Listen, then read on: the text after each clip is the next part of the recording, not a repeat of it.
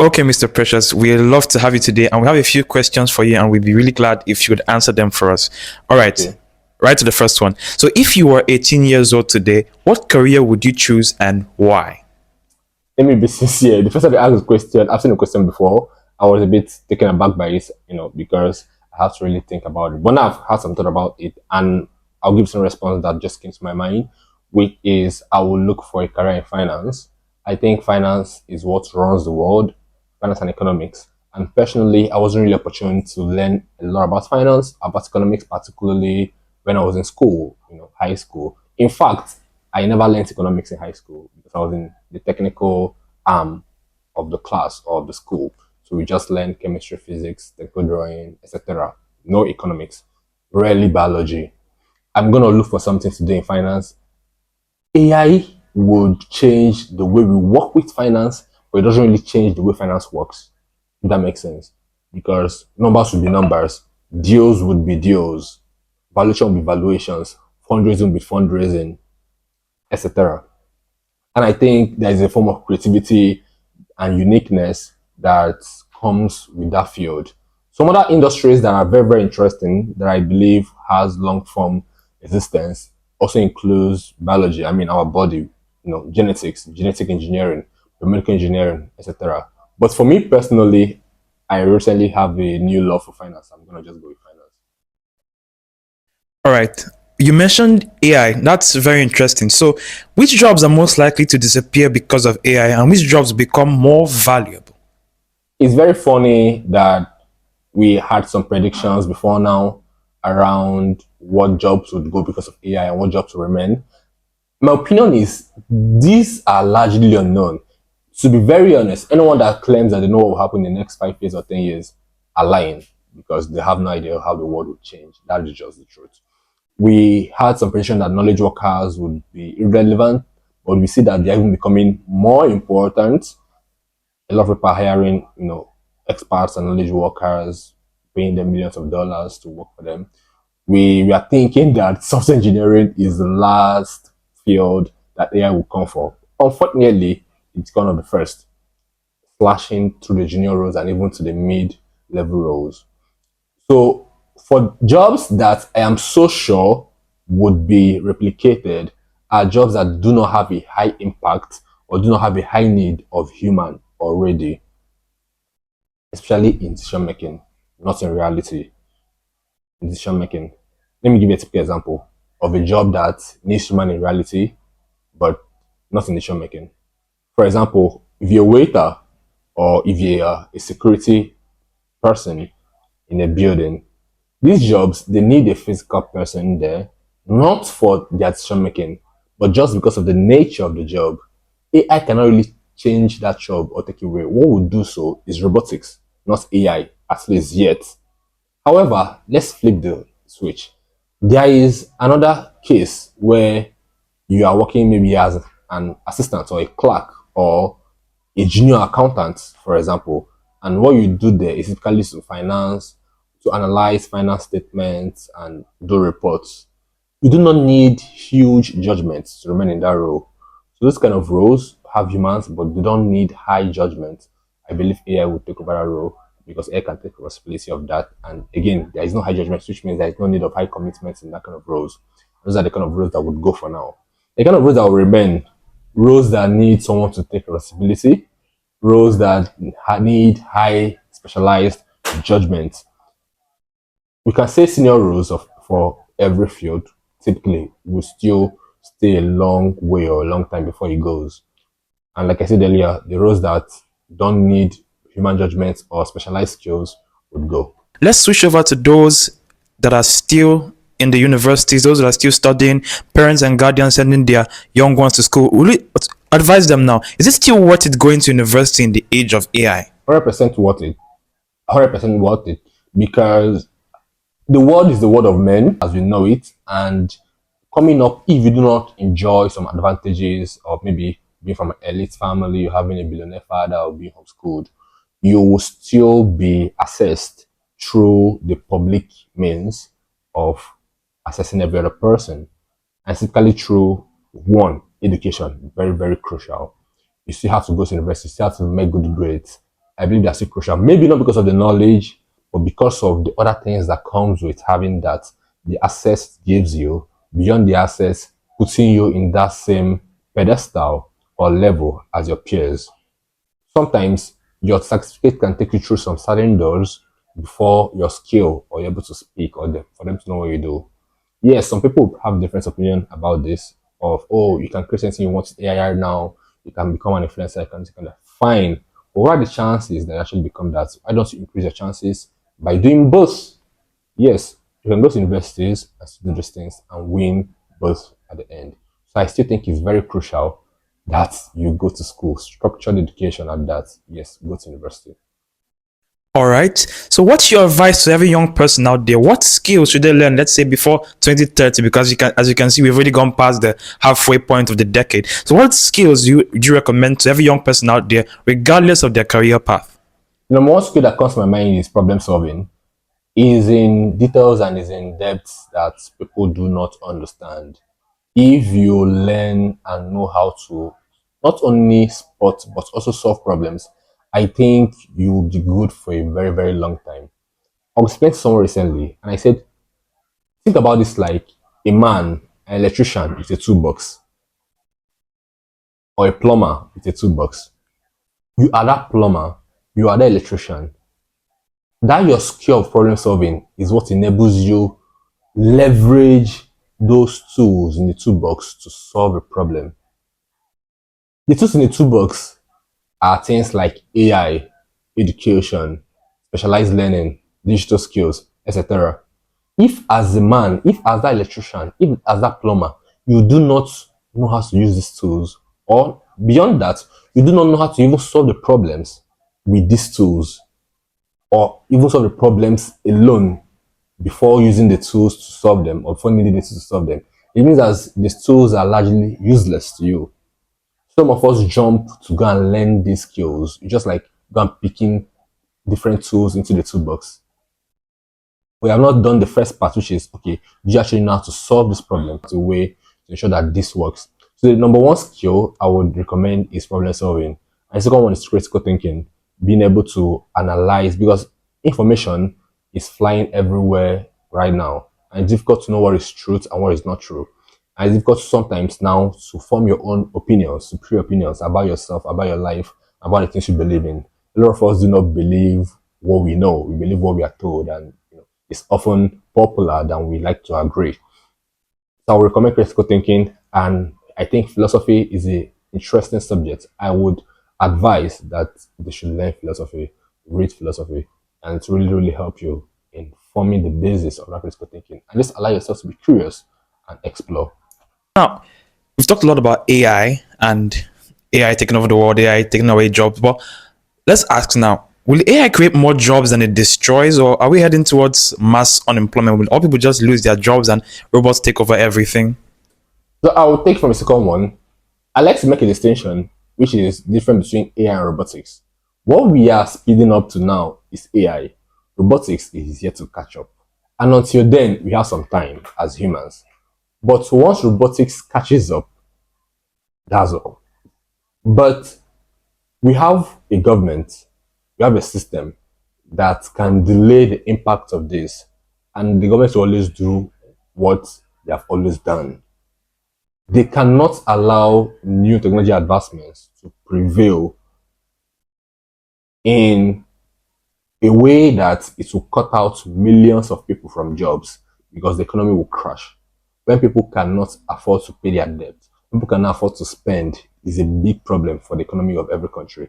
Unless the way our economy is run will fundamentally change, I don't think it's changing anytime soon, the advancements in AI robotics will be paused and there will be no huge suffering of job loss like has been expected or propounded.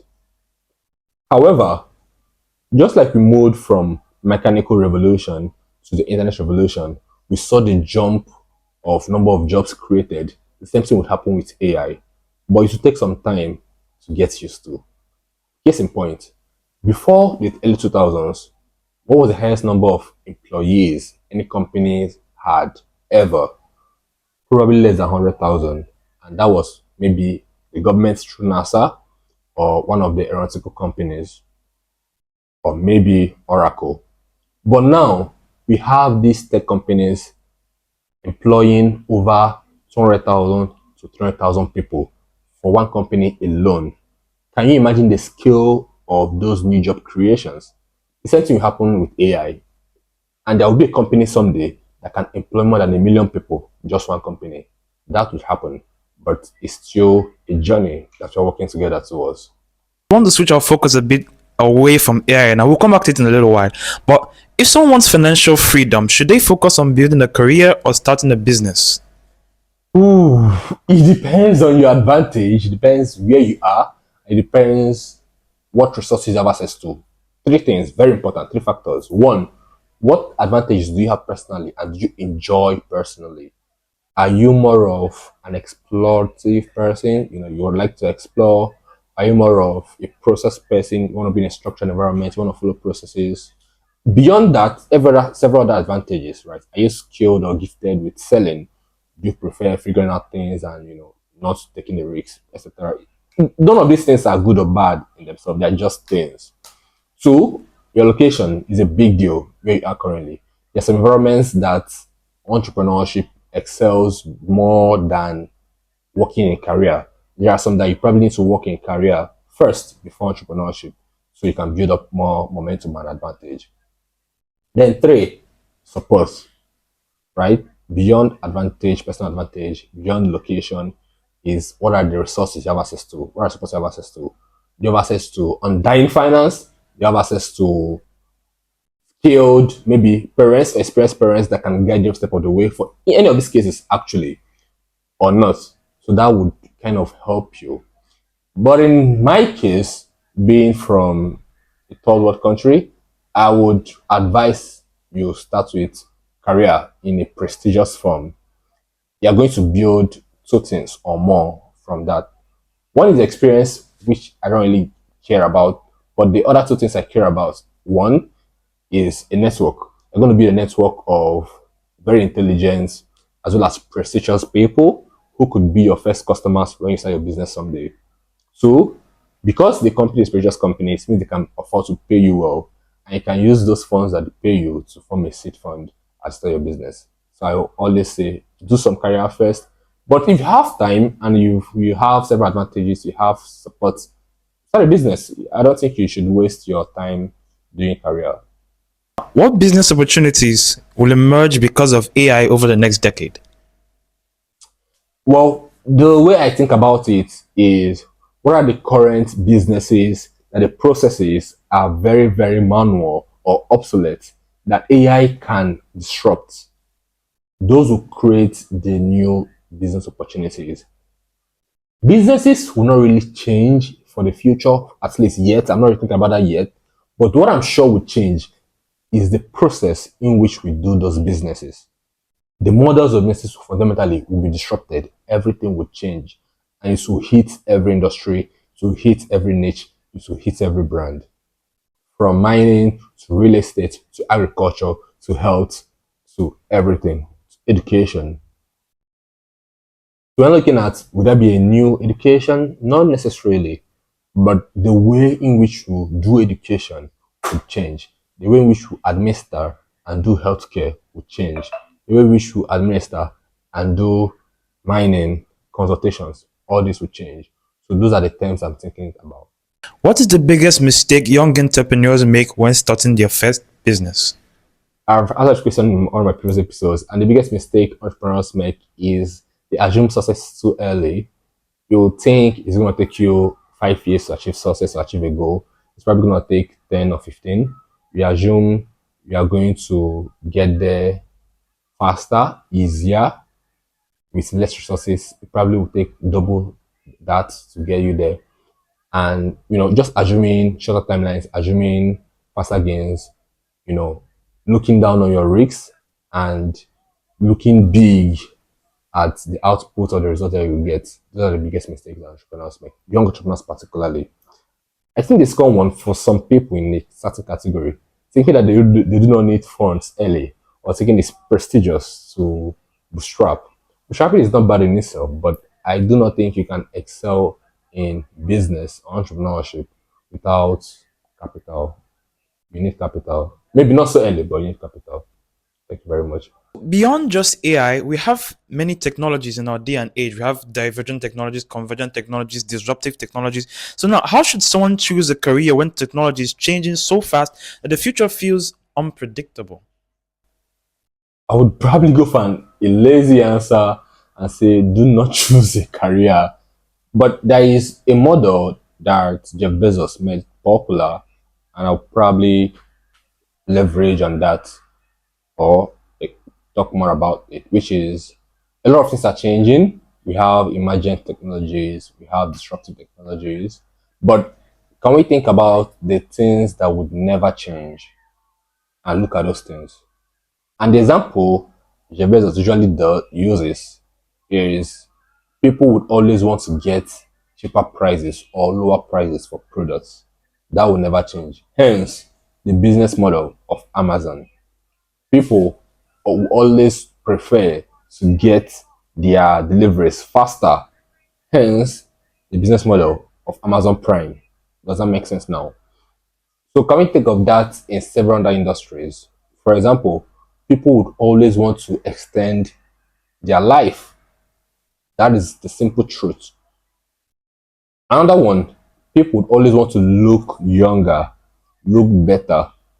Hence, genetic surgery or the boom in genetic engineering. And we can stretch this further to several professions, industries, etc. So that's how I think about career. Looking at the current careers in our day and age, which careers would you say are overrated or underrated? Low key, a career that I think is very, very underrated is consulting. A lot of people do not like consultants because they see them as talkers or yappers or people that do not have skin in the game. They might not have skin in the game, but they have two things. One, ability to bring in an external perspective different from what you are thinking. Two, ability to compare books. In theory, they don't, but in practical, they do. Here's what I mean. According to their rules, if I'm consulting for two companies that does the same thing, I'm not allowed to talk about the strategy of the company with this company. That's the rule. But is that really avoidable? What does that mean? It means that you're able to get insights about what's happening in your industry, strategies, etc. That's probably make a competitor win or have an advantage in an area from a consultant. That's one skill that I think or profession I think is underrated. In terms of being overrated, I really can't think of anything right now that is a skill that is overrated, to be very honest. I'll probably say graphic design just to drag them under the bus, but I don't think there is anything. Because to be fair, for anything to be existing right now, it means it is useful at least. That's my answers. Those are my answers. Will coding still be a valuable skill in the next 10 years? No, I stopped coding long ago. I am a graduate of software engineering, 5 years, a first class graduate, by the way. But I stopped coding when I was in tutorial level. And because I looked at the long term goals and like, okay, what's the future of coding actually in the next? Well, that was the personalization first of all before AI came because that was long before ChatGPT. I was like, in the next 5 years, the next 10 years, do I see myself coding? The answer was no. I do not enjoy coding. I do not like coding. So why was I still doing it? I found other things interesting like software architecture, product management, etc. So I had to leave for those things. In hindsight, that was an amazing decision because with AI, you can run or create thousands of lines of code in minutes. So coding will no longer exist in the future. The way technology has further democratized several other skills before now, that's the same way the AI we have now will democratize coding. Anybody can code. But what makes the difference is who builds the most testable product, who builds the right architecture, who builds with security in mind. So the things that matters in the future, not coding. Can AI replace entrepreneurs? I do not believe AI can replace entrepreneurs. Entrepreneurs are like inventors, just that they might not really invent in new technology, or at least they invent new ventures, which are essentially new ways of making money or new ways of solving a particular problem. I do not think AI has the ability to actively go look for human problems and start solving them while creating and capturing value at the same time. Will that be in the future cases where single entrepreneurs use AI to build a full-blown company or business? Yes. But do AI has or do they have those capabilities right now to become entrepreneurs, to think of an idea, start executing it, raise funding, build the team, and relentlessly create and capture value? I do not think so. Would they in the future, with agents, and you think entrepreneurs, how does that sound? I do not know honestly. But for now, my simple answer would be no. Is specialization or being a generalist more valuable in the AI era? Generalist would be my simple answer. If you're not specializing to be an AI scientist or an AI engineer, I do not know what you're specializing at or for. I started off as generalist, and this was one of the biggest internal dialogue that I had with myself. There was a constant fight. I was built to be a generalist. I prefer having a lot of knowledge about several things. Maybe not to overwhelming expert level, but at least to some form of expertise over being overly specialized at something. Some people are different. They are the opposite. They prefer being specialized at a single thing. Good luck to them. In the age of AI, I think being a journalist gives you opportunity to share your risks and to also have opportunities to explore. Why being a journalist just, well, if you can get to the top of your field, which most of them do, fine and good, I think you'll be fine. But personally for me, I'll pick being a journalist over being a specialist. What would you tell your younger self about work, money, and success? Seeing you've come so far with so much experience, so much wisdom to give, what would you tell your younger self now, maybe from 10 years into the past, about money, about work, about success? Okay, so I'll start about money. I'll make myself that money is a metric of success, one of the metrics of success, not the only metric of success. Money on the metrics, right? And it just kind of gives you an answer to how much value have you created yourself, not only created, but you have exchanged with the people out there. That's what money is really showing, right? So you created this amount of value and you have been able to exchange this amount of value with these people and they give you money in place of that value you exchange with them. That's what money is. Which means if you want to have a lot of money, it means you have to create a lot of value. Not only create a lot of value, you also need to exchange these large amounts of value. You have to be able to exchange it. Creating is not enough. Exchanging is where the real deal is at. That's about money. Then about success, I would tell them two things. One, you need to be very, very clear about what success means to you. It can change. So do not harden yourself on, oh, I don't write down something that you're not sure. No, feel free. Put in what success looks like for you right now, looking into your future, the next 5 years, the next 10 years, the next 30 years. What exactly does success look like? Everything is could be paid, but imagination remains largely free. And only those who think about the future get to live in it, or at least create a future for themselves. The second thing about success is when you think about successful people, and when you look at successful people, look at the amount of work it took them to get to where they are, not the success itself. The success itself has a crazy amount of work to them to get there. And sometimes you cannot comprehend the amount of work. So think in terms of risks, think in terms of hard work, think in terms of sacrifices, and see if you are willing to pay that same price to get to that level of success. For work, I would maintain do an honest work, be sincere, and make sure that you put in your best, absolute anything that you do. Sometimes your best might not be enough, so you have to probably up your best to the minimum that's acceptable. And that will be all for today. Thank you very much.